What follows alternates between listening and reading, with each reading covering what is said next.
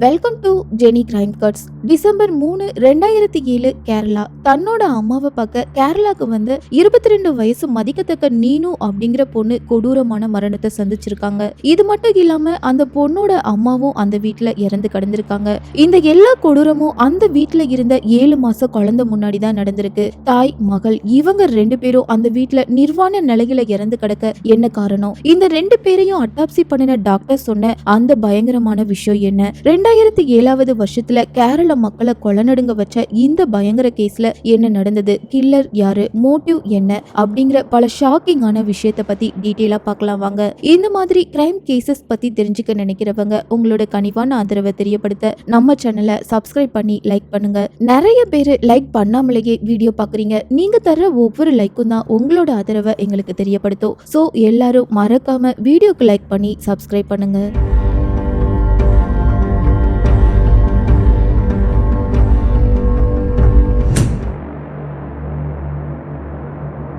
December 3, 2007 Kerala. 55 வயசான மூலி அப்படிங்கிற ஒரு பெண்மணி இடுக்கி மாவட்டம் பீர்மேடு பகுதியில நார்மலான வாழ்க்கைய வாழ்ந்துட்டு வராங்க. மோலிக்கு ஒரு பையனும் ஒரு பொண்ணும் இருந்திருக்காங்க. மோலி தன்னோட பொண்ணு நீனுவை திருப்பூர் பனியன் கம்பெனில வேலை பார்க்குற ஒரு நபருக்கு மேரேஜ் பண்ணி வச்சிருக்காங்க. சோ கொஞ்ச நாள் தன்னோட அம்மா வீட்டுல இருந்து தன்னோட அம்மாவை பாத்துக்கலான்னு நினைச்சிருக்காங்க.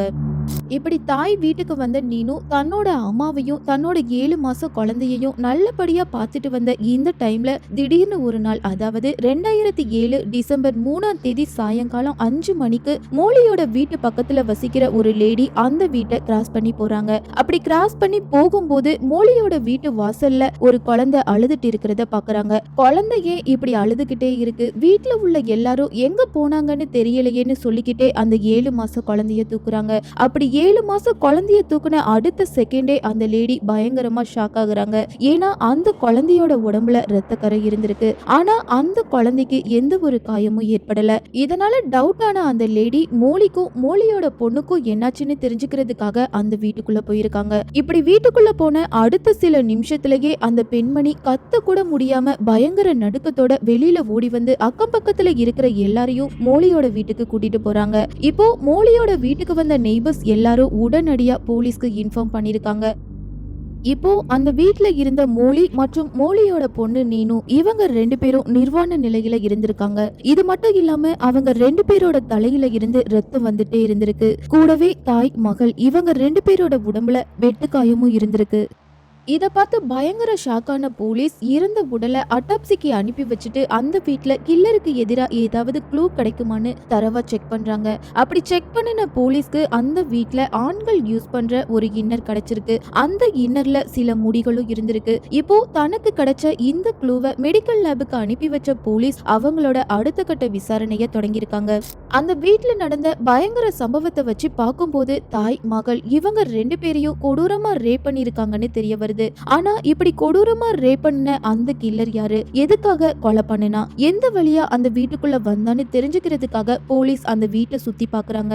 அப்படி பார்க்கும்போது அந்த வீட்டோட பின்பக்க வாசல் உடைஞ்ச நிலையில இருந்திருக்கு. சோ கண்டிப்பா கில்லர் இந்த பின்பக்க வாசல் வழியா வந்துதான் இந்த பயங்கரத்தை பண்ணிருக்கணும்னு திங்க் பண்ணின போலீஸ் அந்த சுற்றுவட்டார பகுதியில இருக்கிற எல்லா நெய்பர்ஸ் கிட்டையும் பல கேள்விகளை கேட்டு அவங்களோட விசாரணையை தீவிரப்படுத்தி இருக்காங்க. போலீஸோட இந்த விசாரணையில இந்த கேஸ நெக்ஸ்ட் லெவலுக்கு கொண்டு போக தேவையான எந்த ஒரு முக்கியமான தகவலும் கிடைக்கல. சோ அந்த பகுதியில இருக்கிற கடைகள், பஸ் ஸ்டாண்ட் இப்படின்னு பல இடத்துல டிசம்பர் 2ஆம் தேதி நைட்ல இருந்து சந்தேகப்படுற மாதிரி யாராவது இந்த பகுதியில சுத்திட்டு இருந்தாங்களான்னு கேக்குறாங்க. இப்படி பல பேர்கிட்ட விசாரிச்சதுல அந்த பகுதியில இருந்த ஒரு டீ கடைக்காரர் என்ன சொல்றாங்கன்னா, டிசம்பர் 2ஆம் தேதி நைட்டு, அதாவது சரியா 10:30ல இருந்து 11 மணிக்குள்ள என்னோட கடைக்கு சந்தேகப்படும்படியா 2 பேர் ஆட்டோல வந்தாங்க. அதுக்கப்புறமா அந்த 2 பேரும் இங்க இருந்து கிளம்பி போயிட்டாங்க சார்னு சொல்லியிருக்காங்க. இதை கேட்ட போலீஸ் அந்த 2 பேரும் எந்த ஆட்டோல வந்தாங்கன்னு தெரிஞ்சுக்கிறதுக்காக ஆட்டோ ஸ்டாண்ட்ல இருக்கிற எல்லா ஆட்டோ டிரைவர் கிட்டையும் அவங்களோட இன்வெஸ்டிகேஷனை ஸ்டார்ட் பண்றாங்க. போலீஸோட விசாரணையில டிசம்பர் 2ஆம் தேதி நைட்டு அடையாளம் தெரியாத 2 பேர் தன்னோட ஆட்டோல தான் ஏறினாங்க அப்படிங்கிற விஷயத்த அங்க இருக்கிற ஒரு ஆட்டோ டிரைவர் போலீஸ் கிட்ட சொல்லியிருக்காரு. அப்படின்னா இந்த ஆட்டோல வந்த அந்த 2 பேருக்கும் இந்த கொலையில தொடர்பு இருக்க வாய்ப்பு இருக்குன்னு யூகிக்க ஆரம்பிக்கிறாங்க. ஆனா அந்த 2 பேர் யாரு, எப்படி இருப்பாங்க அப்படிங்கிற எந்த ஒரு தெளிவான டீட்டெயிலும் போலீஸ்க்கு கிடைக்கல. சோ போலீஸ் அந்த பகுதியில ஏதாவது சிசிடிவி கேமரா இருக்குதான்னு செக் பண்ணிக்கிட்டே தீவிர தேடுதல்ல இறங்கியிருக்காங்க.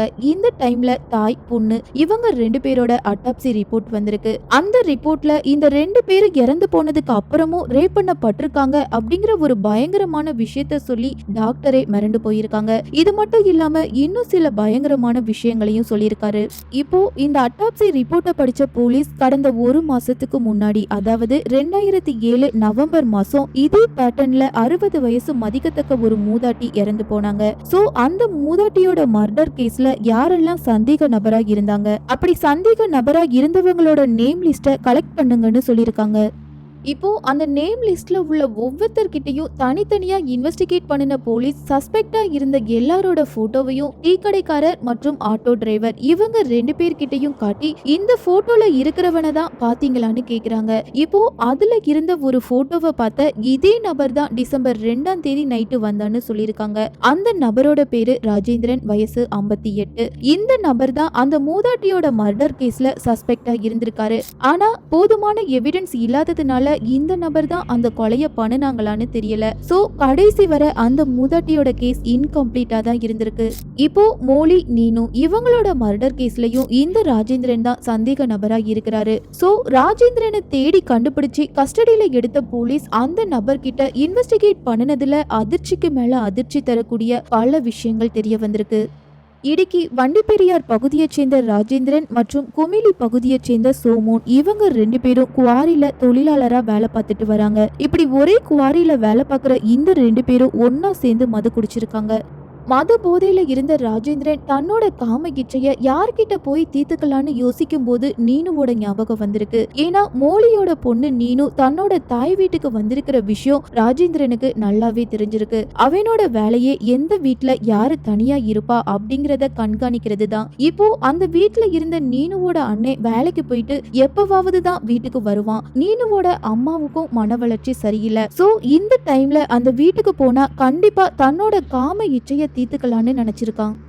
இப்போ மது போதையில இருந்த ராஜேந்திரன் நான் உன்னை ஒரு வீட்டுக்கு கூட்டிட்டு போறேன்னு சொல்லி தன்னோட ஃப்ரெண்டு ஜோமோனை கூட்டிட்டு ஆட்டோல ஏறி பீர்மேடு பக்கத்துல இருக்கிற ஒரு டீ கடைக்கு வந்திருக்கான். அதுக்கப்புறமா அங்க இருந்து கிளம்பின ராஜேந்திரன் தன்னோட ஃப்ரெண்டை கூட்டிட்டு நீனுவோட வீட்டுக்கு போயிருக்கான். இந்த இன்சிடென்ட் எல்லாம் நைட்டு 10:30 இருந்து 11 மணிக்குள்ள நடந்திருக்கு. அதனால அந்த பகுதியே கிச்சனு இருட்டா இருந்திருக்கு. இப்போ நீனுவோட வீட்டு கதவை தட்டின ராஜேந்திரன் உன்னோட அண்ணன் வீட்டுல இருக்கானான்னு கேட்டு விசாரிச்சிருக்கான். நைட் டைமா இருந்ததுனால நீனுவும் தன்னோட வீட்டு கதவை ஓபன் பண்ணாம என்னோட அண்ணே வீட்ல இல்ல, எதுவா இருந்தாலும் காலையில பேசிக்கலான்னு சொல்லியிருக்காங்க.